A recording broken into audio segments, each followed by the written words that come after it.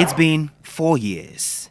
Years of pain and trauma for NDC activists who were badly injured when hooded men believed to be national security operatives opened fire into a crowd that day at Bauleshi. When I visited one of the victims, Ishau Yaro, in 2020, he could not walk. His wife told me their home has never been the same. Ayawaso West Wuogon, I couldn't pay a good for. Boys, Obiasro, Mikno, or Nim the Oyen.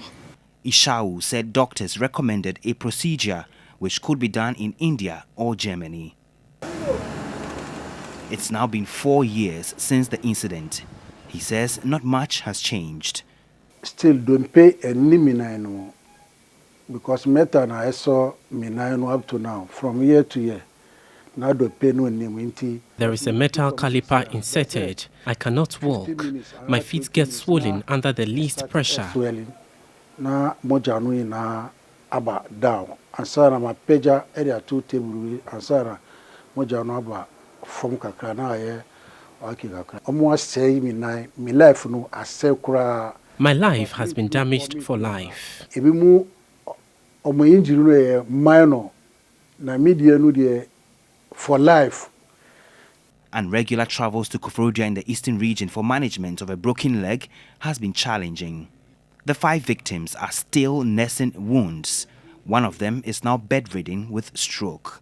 There was one who, to me, can be considered as a vegetable. Virtually, he, after the shooting incident, got a stroke. Despite the Emil Short Commission of Inquiry's recommendations, including payments of compensation, government is yet to implement same. Since now, Adiano SCN, NDC now, almost taking care of me. And then John Dramani Mahama, any former chairman, Mr. Fosu Ampofo, almost taking care of me. Director of Legal Affairs of the NDC, Abraham Amaleba, says the Attorney General has been insensitive to the plight of the victims. As lawyers, we wanted to know the basis upon which they were pegging the figures or the amounts that they were about to pay them. Because each of them had various degrees of injuries, and you cannot give all of them the same amount.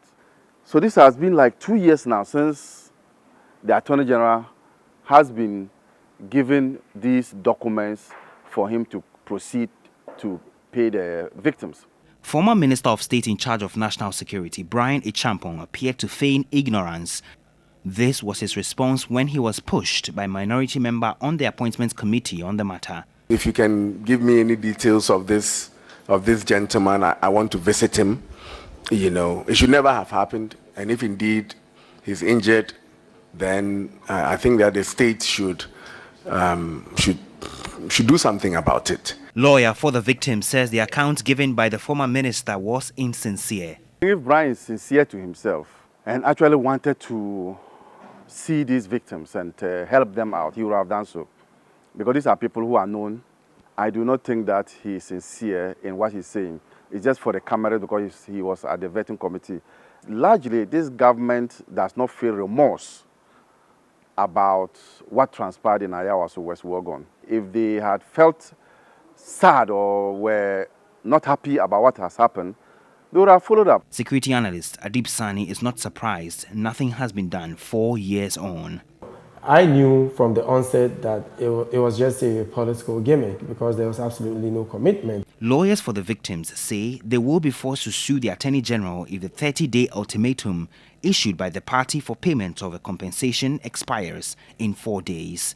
After the expiration of the 30 days mandatory period, if he fails to act, we shall proceed to court, sue the Attorney General on the back of the Emil Short Commission's work, which recommends that the 5 persons should be compensated. Time is now running out for Ishau and the 4 other victims, including one dealt a double blow by stroke. They have simply been maimed, and maimed forever. Komla Adom, TV3 News, Accra.